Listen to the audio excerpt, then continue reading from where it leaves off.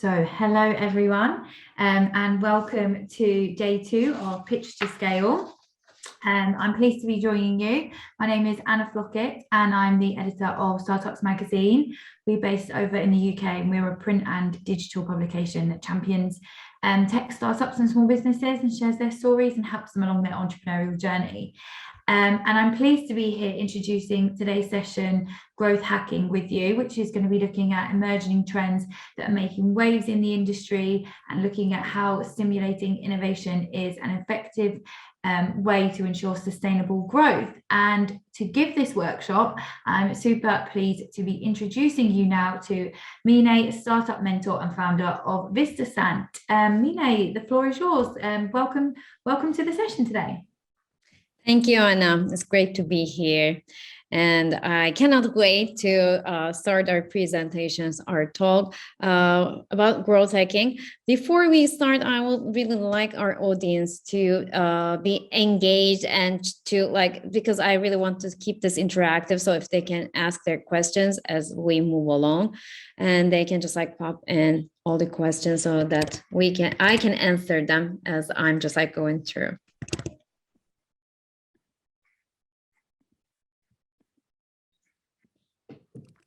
Okay, so let me share my screen.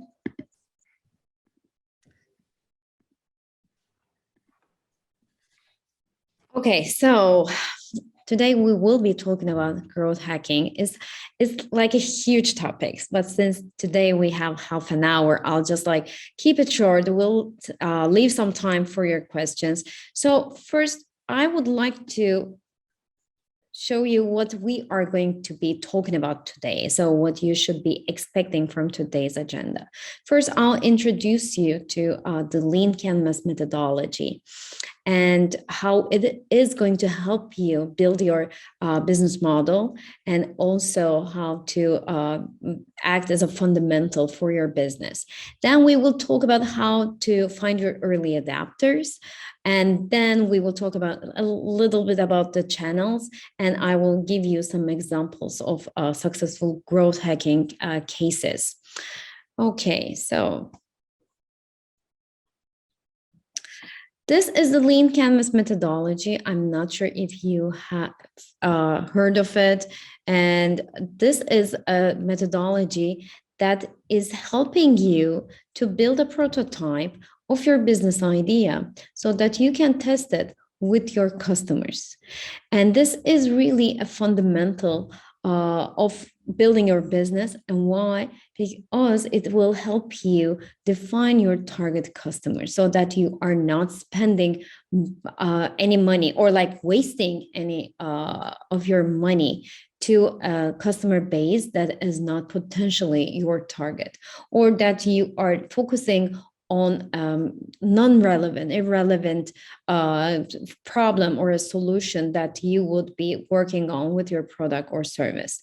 So the first quadrant on the Lean Canvas, the first place that we start is the customer segment.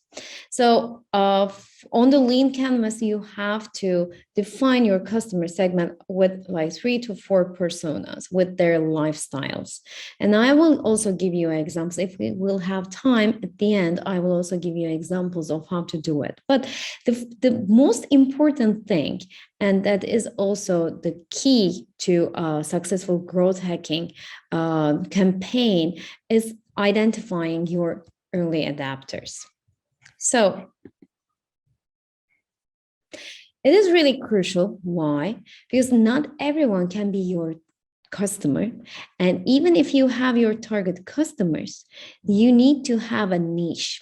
Because for all the products, and now we are in the internet age. So whatever comes to your mind as a new idea, as a new service, is coming to the mind of another person across the globe. So it's not really unique as you would think. So it's really important that you are tapping onto a market, a customer base that is really niche. And it is really important to work on that so that you are just relying on that customer base that is more inclined to buy your product or get your service. So I put here Instagram. to give you an example. So why Instagram?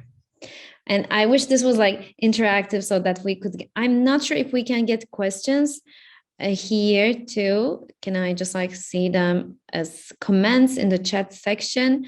But if you can just like put it in the Q&A, I can see them.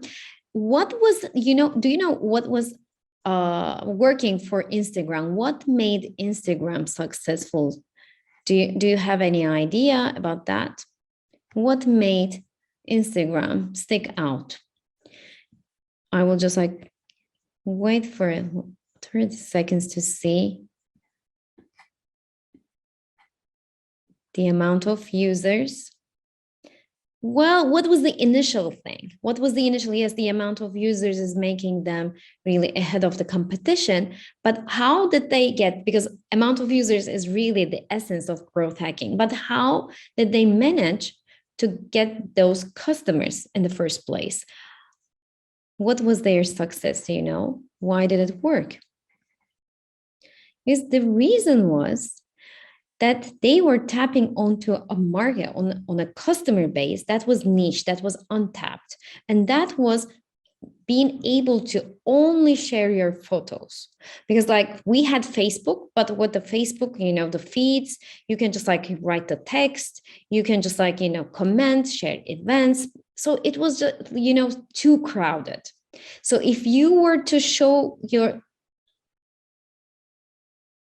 okay, no, I'm not, okay, I was just like checking the comments. No, I'm just like going to be talking for a minute. So the reason why it was really successful, that people actually had the need of showing off what they were living, their experience. And so they really wanted to show only the photo, but not get lost within that feed. And so that's why people really loved it. And they really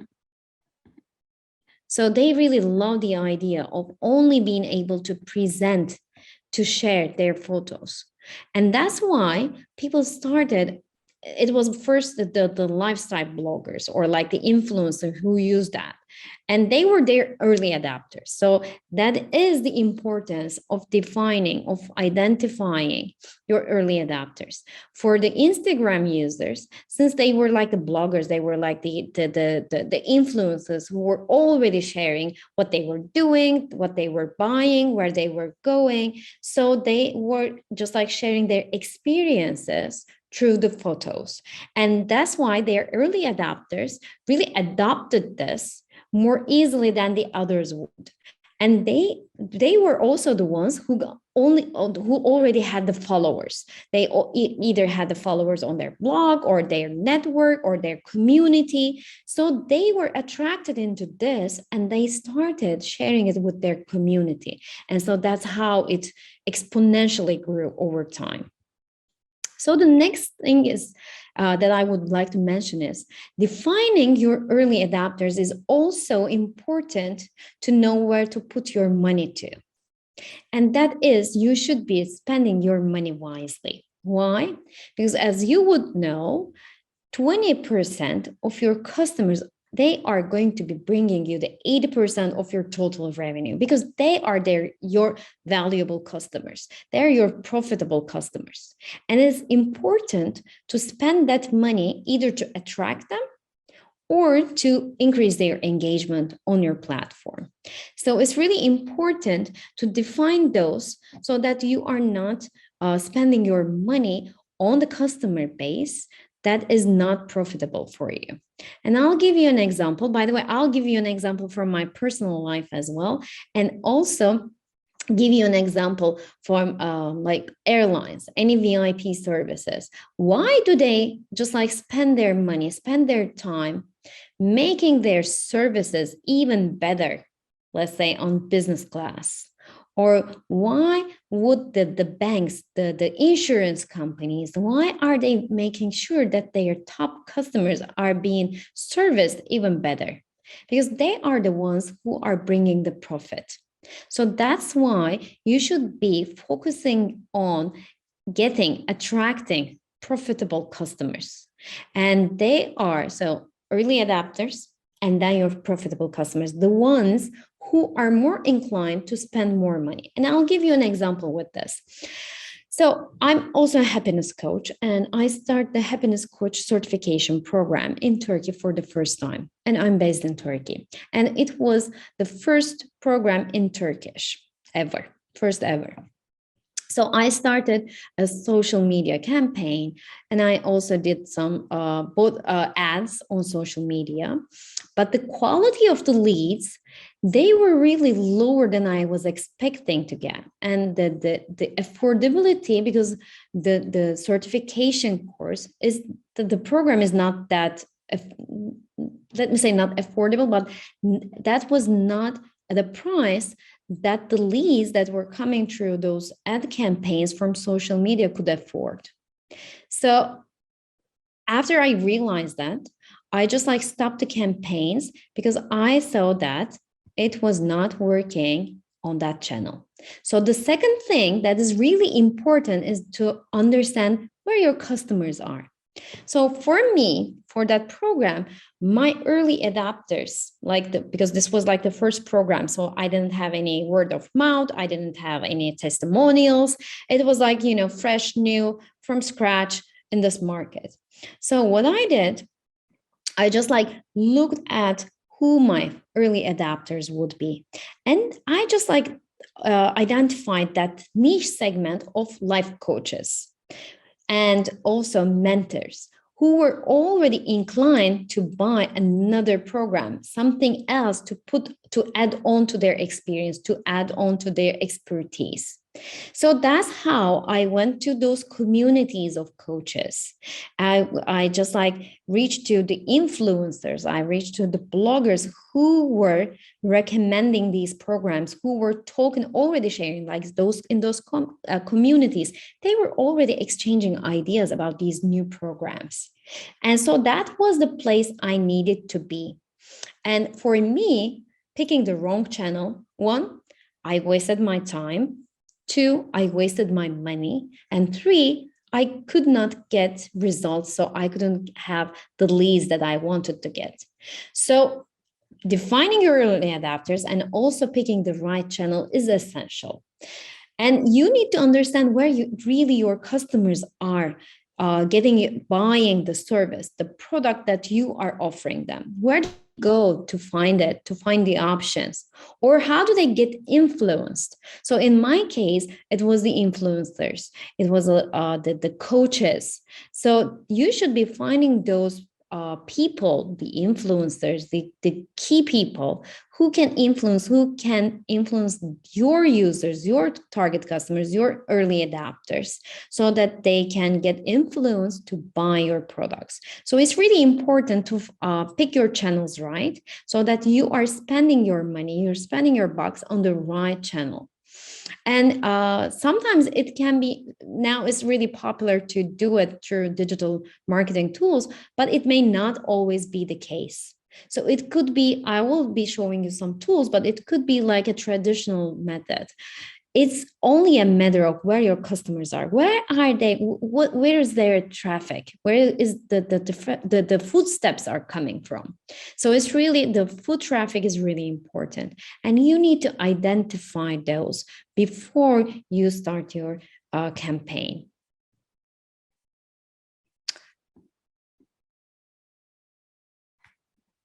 Okay, so these are some popular growth hacking methods, and I'll be just like briefly talking about them. The piggybacking, the partnership, is a win-win thing. And think about it this way. There is a company who already has an established network, a customer base, and your product, your service is helping them. So you should be finding those partners, those companies that are already selling something, that have a customer base that is also your customer base. Let's say, think about the mobile stores, mobile phone stores. If you are producing an accessory, or if you're just like producing something, or if you have an app, that's going to help the customers using that phone. And that's also going to increase the selling, the revenue of the phone company. Then they would be also willing to get your service, so that they are also adding value to what they offer to their customer. So whatever you're building, just like identify your customer and see who else is sharing your early adopters, who is sharing your customer base, so that you can go to those companies to piggyback on their established customer base. When I was giving this session at one of the accelerator programs, I was giving back then it was like all the event space was much different, and we had Eventbrite, and one of the startups had this idea that they wanted to do matching, AI-based matching with the attendees of the event. So I was suggesting them to go to Eventbrite because they didn't have that functionality. And I suggested them to go and talk to Eventbrite because on Eventbrite, the attendees, they were already there. The event organizers were already there. So their target customer was there. And for Eventbrite, it would mean that they would also offer something else, something like a value added service to their customers. So it was like a win-win thing. So please try to find those win-win situations and how you can reach out to those companies to offer them this partnership. Referral marketing, this is like the most common one. Referral marketing comes in all ways, like when you buy something, you can just like the company would ask you to just like refer to a friend so that you earn extra points, extra money, extra some extra benefits to your package. So you can use referral marketing for your product. So whatever you're selling, if you can just like give extra perk to your existing customers so that they can share it with their friends, their family. So it's the easiest because the thing is they already bought your products. So they're your like natural ambassadors. They're already there. So there is nothing you need to do to win them. You already won them. So it's much easier for them to, share it frankly with their network because they already bought it. And freemium method. Freemium is giving a certain segment of your product or your service for free, so people can just like start using it. So you get them in, and then you can just like upsell the complete solution that you would be offering to them. Ambassador programs are really effective. So if you're targeting, let's say, a younger generation, you're like a younger crowd, it's always good, it's cheap, and also easier to reach to those university college students. You can just like ask them to even distribute flyers or just like put stickers, like go viral, and it's so easy, so easy to reach them. And only with a small, like even with a perk, like a free use of your product, free use of your service, or like a small amount of money, you can make them just like be your ambassadors. The video content is still working. Yes, video content is really engaging, though the attention span has been going lower and lower. So, but video content is really working. So I would advise you to also have a video content and A/B testing for landing pages, for your ads. Whatever you do, please do A/B testing, because like this is also the mindset behind lean canvas, lean methodology. You just like build it, you measure it, and you pivot it. So it's really important. Don't be like, okay, I did this, I lost money, and okay, I'm not trying again. No, try it. This is the essence of being an entrepreneur, being a startup founder. So it's fail fast. And it's always nice to fail fast. And so test your ads, test your products, test what's working with your early adopters, or whether they're your early adopters or not. I will share a couple of success stories with growth hacking. This was Dropbox. They tried referral marketing. It was like a two-sided referral program. So it was like giving both sides an offer. And so they grew by 3,900% in 15 months. This was like awesome. So they started in September 2008, and they only had 100K registered users. And by 2017, they had 33.9 million registered users at 10 billion evaluation. So it's like they really grew, and it was like it happened over a short period of time. Viral marketing, this was when Hotmail was new, before it got acquired by Microsoft. And for each email, an outgoing email, they had this line. So, I mean, imagine each of your users sending an email and they are promoting your product. This was like brilliant idea. And they only had a single line saying, PS, I love you, get your free email at Hotmail. So whoever sent an email was like an ambassador for that brand and sending out, promoting the brand. So they really grew really fast, and they had 12 million users just after a year and a half after their launch. And it was sold to Microsoft for $500 million only in 1997. Can you imagine $500 million back in 1997? So it really worked well. And for WhatsApp, there's a law called Metcalfe's law, and it's a network. It's valuing the network. So if you are building something that can turn into a network, I would advise you to get the benefit of being a network, because networks are really working well.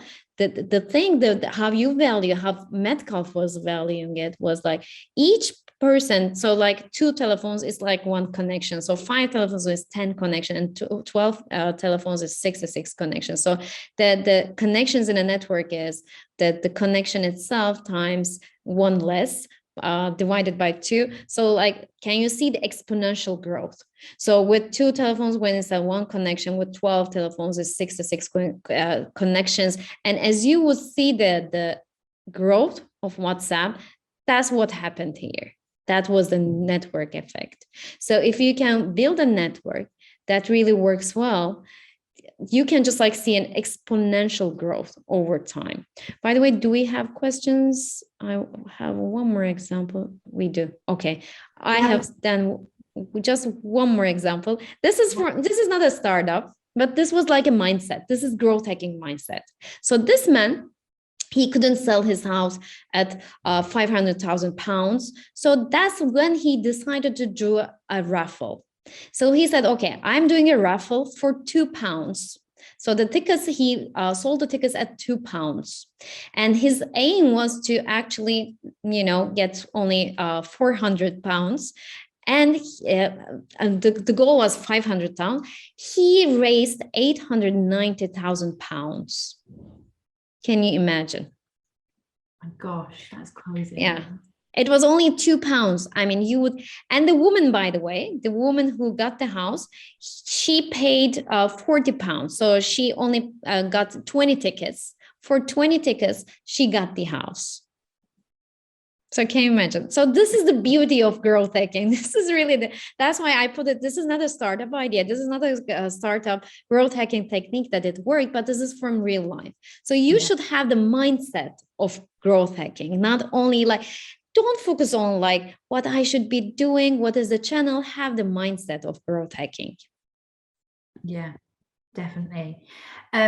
I love that. I love that example as well to finish on. We have got a few questions from the audience. So the first one is, what's the difference between growth rate and profitability?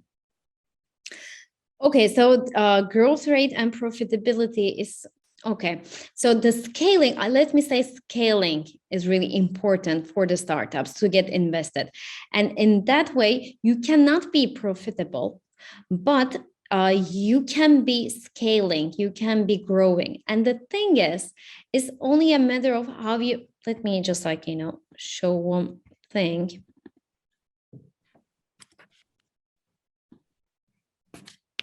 So on the lean canvas, as I was showing, there is a key metric section.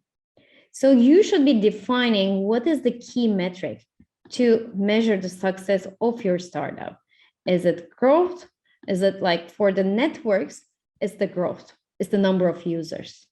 But if you are like a bank, if you're a financial institution, then it's obviously the profitability. But sometimes you don't care about profitability, but you care about the number of users. So it's here that you should be defining how you should be measuring your success. So it's really important to define those key metrics, and it is unique to each startup. It's unique to each business. So you should be defining that for your startup. Yeah, amazing. Another question was, what's the startup's path to profitability and how long will it take to get there? Okay, so I would suggest that, let me go back again to my presentation.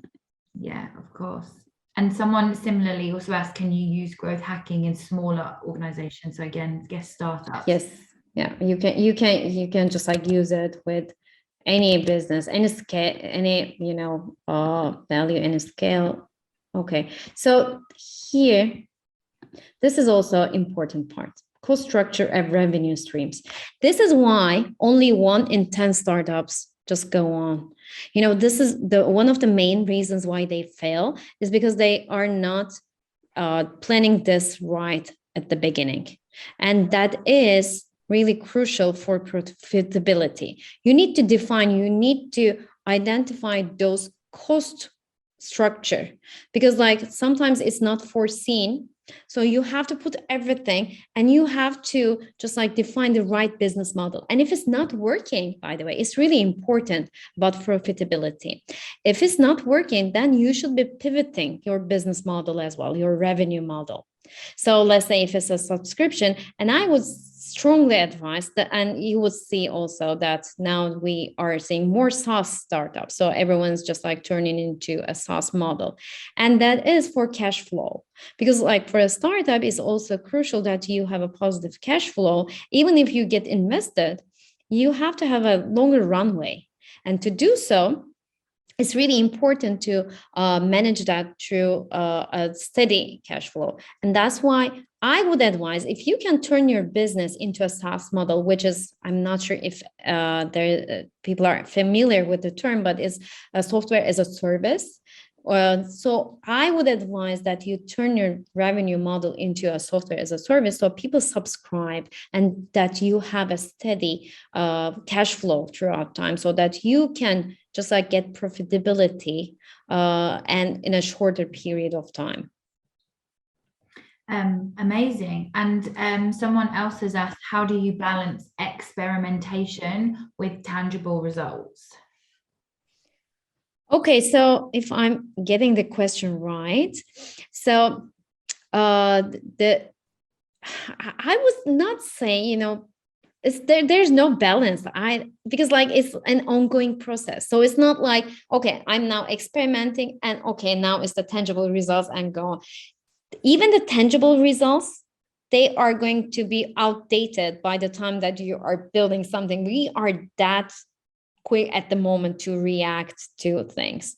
So the thing is, you are always going to be in experimentation. Experimentation will never end, especially during these times, because now we are in the era of digitalization. Everything is so quick, everything is growing quick, everything is just like, going back to normal quick. So the thing is, let me give you an example. Clubhouse. During the pandemic, why did Clubhouse become so popular?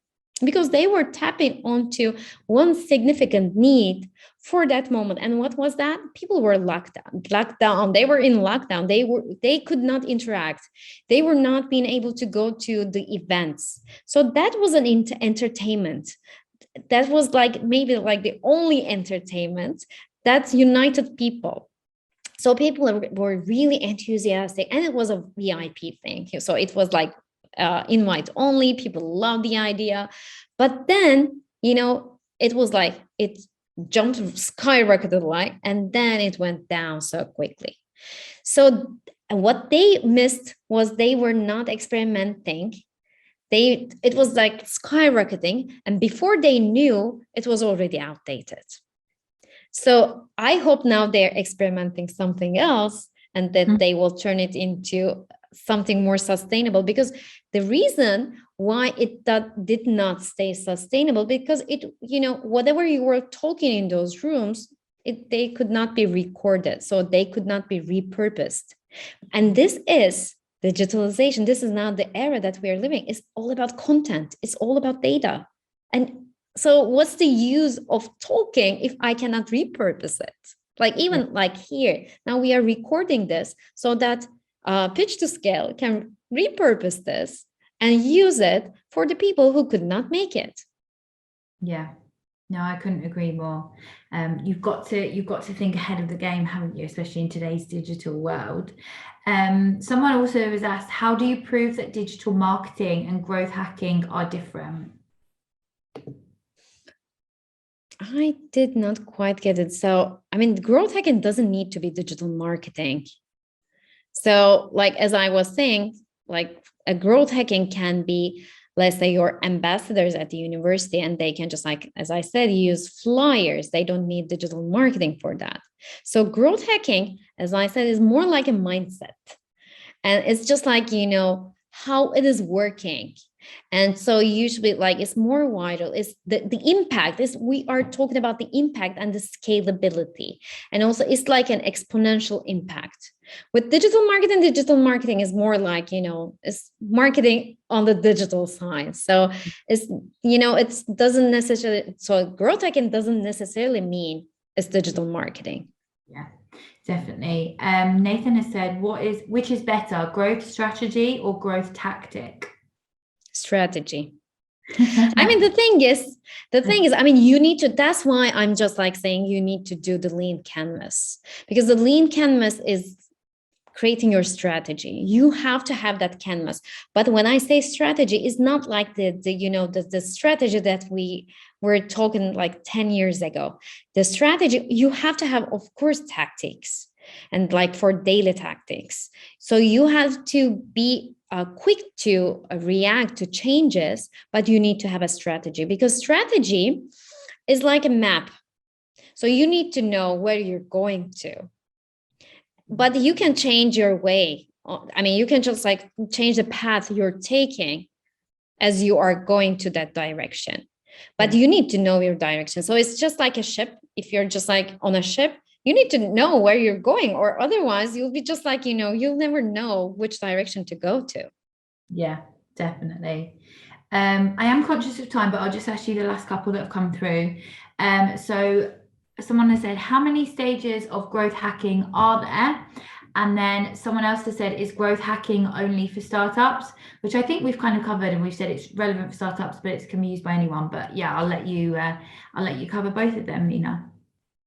So is it only for startups? No, as I said, like for startup, we are seeing growth hacking tactics used by like all companies now, because it has become really popular over time.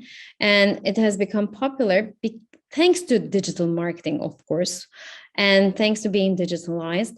And we are seeing it working with startups because they need to, like big companies, they have more money and they are just like spending, let's say, on billboards, or they are spending on video TV ads.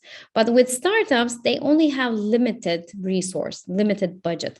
And that's how the growth hacking idea just like came up, because people were just like, they were thinking about the ways to really hack the growth. So to that question, growth hacking or growth marketing, growth hacking is more like really hacking the system. You are hacking the mindset of your customer. You're hacking into it so that you are just like, making that person buy your product. And high impact sales funnels. What strategies? Okay, so it is high impact sales funnels. What do we mean by that? And is there any universal model for growth hacking? Well, the thing is, anything that you would be doing that is getting you exponential growth over time is going to be the growth hacking model that you are going after. So that's why the difference between the growth hacking and growth marketing, It is not the terminology, but like growth marketing is anything that is being used for growth. But with growth hacking, it's going to be one thing that's going to exponentially grow your business. And how many stages of growth hacking are there? As I said, it's really important first to identify your customer, where you are going to be finding your customer and your niche, and then your channels, and then the tools, and just like how to read them and how to deliver the results and seeing the results and then acting upon them. Yeah. Amazing. Well, I feel like there's we could go with questions all night. Is there a way that people can get in touch with you so that you so they can carry on asking you questions, or they can connect with you further? Are you on LinkedIn? Where can people find you, Mina? I am on LinkedIn, and they can actually send me an email. Let me just share my screen. So this is my email, mina@stardust.com. The website is www.stardust.com. And they can also reach out to me on LinkedIn. I'm really active on LinkedIn. So whatever they would like to ask, especially around the growth hacking and lean canvas, if they would like me to help them with how to put their business onto lean canvas, how to work with it, I'd be happy to help. Amazing. Thank you so much, Mina, for all your knowledge and your presentation today. It's been such a pleasure. Thank you, everyone, for attending, and I hope you enjoy the rest of the sessions. Thank you for hosting me. Thank you so much.